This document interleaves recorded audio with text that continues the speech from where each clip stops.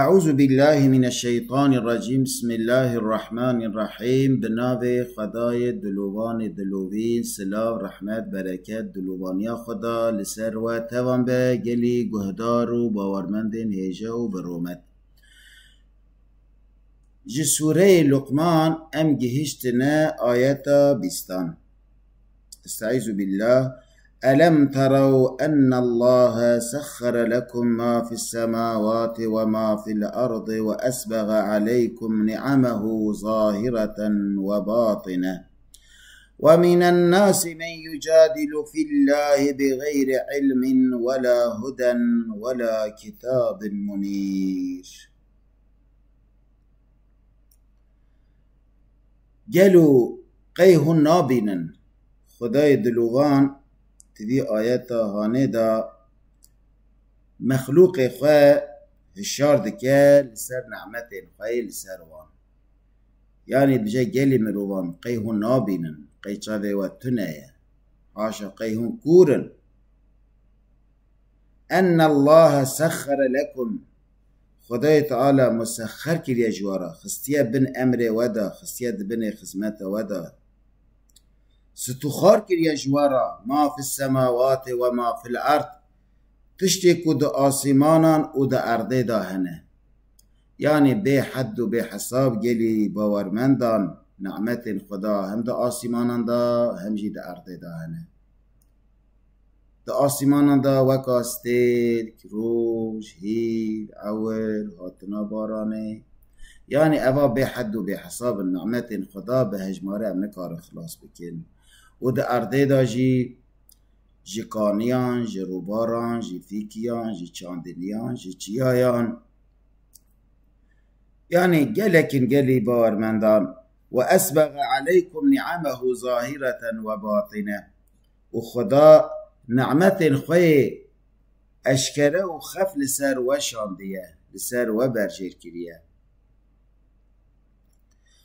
دگل وان تشتان جی دگل وان نعمتان جی دیسان جی انسان ناکرتی دکه. و من الناس هنک مروف هنن من یجادل فی الله بغیر علم ولا هدى ولا کتاب منیر. دگل وقاس جی هنک انسان هنن ده حق خدا دا ده دربار یکیتیا خدا دا و شادنا پیغمبران دا تکوشین به خدا را دکن. بیزانین بخواه گرتنا به دلیل که اشکره به کتابه که کتی قبول کرن، یعنی به نزانین به جاهلتی ده حق خدا دا به دلیل مجادله دکن تکوشین دکن ده حق یکیتیا خدا دا ده حق شاندنا پیغمبران دا ده حق حقیقت که دوار آخرت دا هنه و که حقیقت راستن دوان حقیقتان دا دوان راستیان دا مجادله دکن تکوشینی ددن و انکاریه دکن.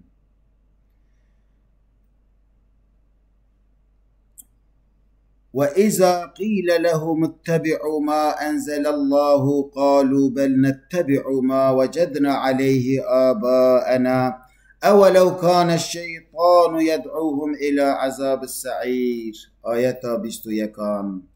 دما جوان را تی گوتن گلی کسین کوهین بوی اوی دفکرن بوی اوی ملحظه دکن و وان تشتان تی نزمان وان تشتین کو نراستن وان تشتین کو نتشتن وان حقیقتا کوهن انکار دکن بن پی دکن. دما جوان را تی گوتن تابع وان حقیقتا کو خدا برجیر کریه تابع قرآن ببن پیرو قرآن هرن پیروی تشتی که خدا جبونا و جبونا که خشیه وی دنیا آخرت برجیر کریه لپیوان هرن.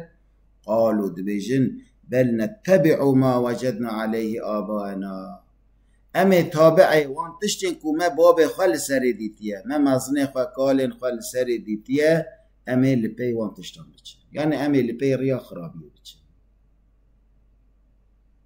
بابو کال ما لسر چه چونه ده امجی وصا بچه.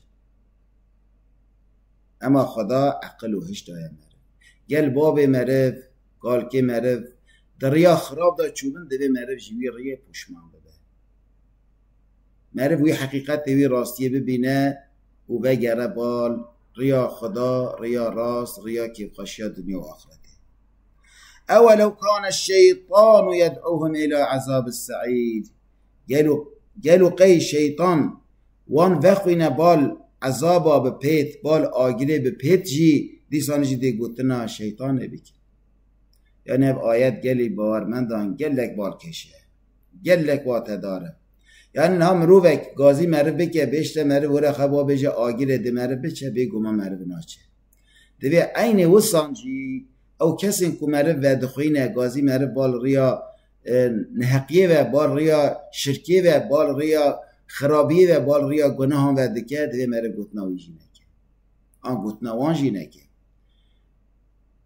یعنی گلو شیطان گازی وان بکه وان وخوینه بال عذابا بال آگیره به پیت وجی دیسان جی ده او لپی شیطان بچن بله ده چن چما لورا نزانن لورا بزانبو ناچن به دلیل و به فکراندن به ملحظه کرن به کوریتی لپی مزنه خواه لپی کال خواه لپی باب خواه ده چن.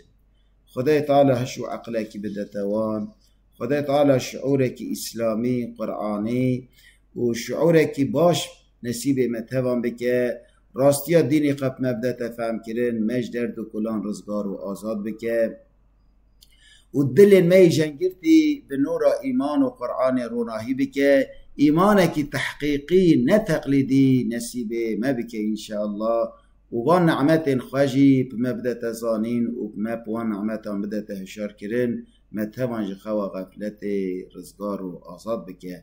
امانت خدا بن بمینند خیر و خشیده.